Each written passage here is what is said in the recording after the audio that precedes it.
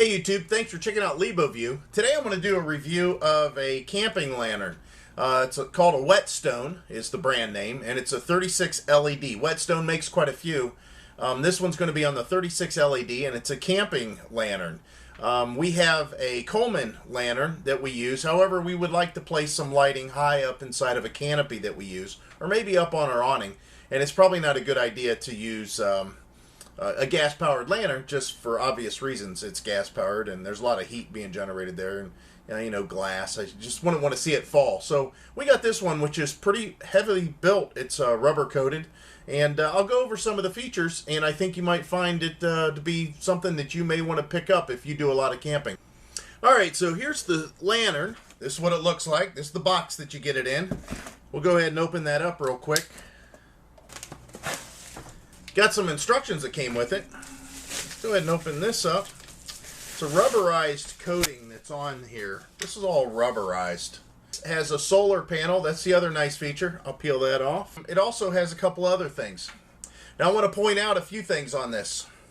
First of all, it has a USB charging port, meaning that it will charge USB products. I tried it on my iPhone, and my iPhone didn't recognize that anything was being connected to it to charge it.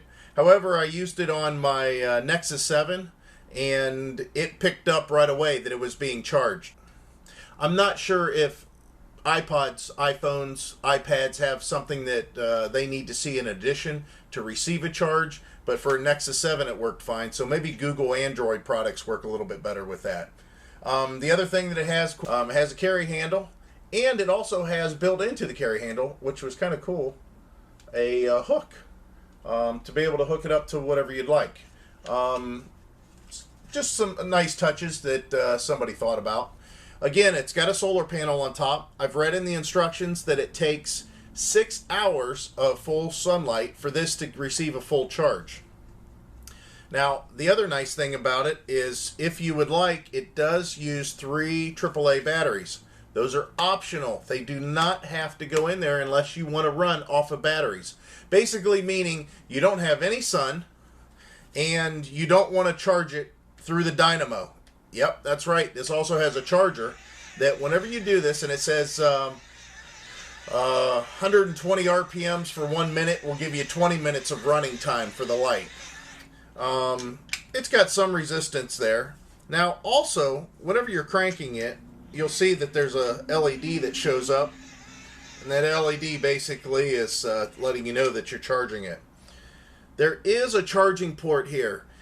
However, it doesn't mention anything about a charger or what you may need to charge it. I'm sure that if you got in touch with Whetstone, you could probably figure this out, and they probably sell something to where you can plug it into the wall. But really, I mean, if you're outdoors, you're kind of wanting the whole self-sustainable thing, and between solar and the ability to crank it, I don't know why you would need that. And if you need something external, or a source that's not renewable, you've got the batteries also. So I really don't know why you would need that, but they did provide it there. The button has a rubber on it also. I think to some extent they're trying to make it to where it will shed some weather, but they do not mention about this being waterproof or water resistant at all.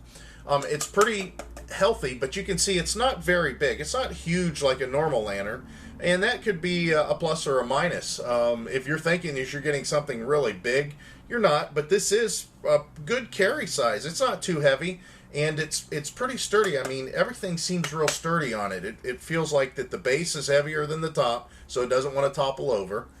And also, it's got 3 light settings. If you push the button one time, you get 4 LEDs on each one of these 3 panels. There's 3 panels on here that face in each direction. It'll light up 4 LEDs.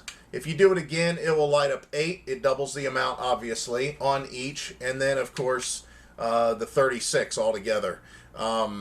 That's pretty substantially bright. Tell you the truth, it's hurting my eyes to some extent, even underneath these other lights, because these lights are more piercing. Now what I'm going to do is do some sort of an experiment with this, so stay tuned and we'll see how long these things will last and what it takes to recharge them. And I'm curious to find out how long this will run off of just a solar charge, and also how long it would run off of, let's say, 3 minutes of cranking. So we'll do those experiments and we'll get back to you. Okay, so here we have the lantern, and I'm going to do a couple of things. This lantern's going to see 6 hours of sunlight. The other lantern, I have two lanterns, the other lantern is going to see about 3, maybe 4 minutes of cranking. Then at that point I'll take both lanterns, set them side by side. We'll set up a timer and see how long they last. Alright, so I've got both of these set up as far as being fully charged. The one on the left, this one here, was cranked for about 4 minutes at about 120 RPMs. On this one here, we had full 6 hours of direct sunlight. So this one was solar charged. Now they did have some sort of a residual charge to them whenever I got them out of the box. However, what I'm going to do now is start this timer after I turn on both of these lights and put them on their highest settings to see how far they'll actually go as far as light.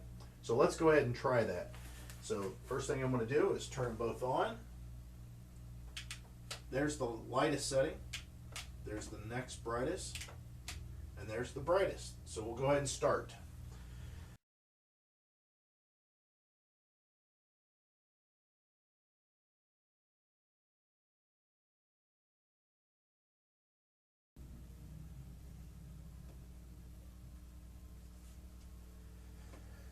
Alright, I just had to take a look at my phone there. I had a prompt that popped up and it says that my battery's low. Looks like that these lights are going to outlast my iPhone. Alright, we're at 3 hours and 15 minutes. My iPhone's actually starting to die down. So I think I might stop this at this point because I don't think that I need a lantern that's going to be on much longer than 3 hours. The right one that was charged by solar looks a little bit more dim than the left one. You can see here we're at 3 hours and 17 minutes, so that was pretty good. I would think that that should be plenty of time for you to be able to run that lantern. Okay, so that's my review on these lanterns. Click the link down below. It's going to take you right to Amazon. It's Amazon Prime. If you have a Prime membership, this will ship to you free in 2 days, guaranteed. If not, you might want to purchase a couple of them. That's what we did. In that case, you'll have free shipping. The fact that these things lasted 3 hours, that's outstanding. And just to let you know, when I was charging this one outside, I had it tilted and propped up with the handle to face the sun, so that it was getting direct sunlight. And the wind was blowing out there, and it actually fell off onto concrete off of a picnic table. And there's just a little chip here. Also, there's a little nick here. But other than that, it held. It did good. I was really surprised. It didn't break, and it works just fine. So go ahead and click the link down below. As always, I appreciate you watching LiboView, and hope to see you soon. Bye.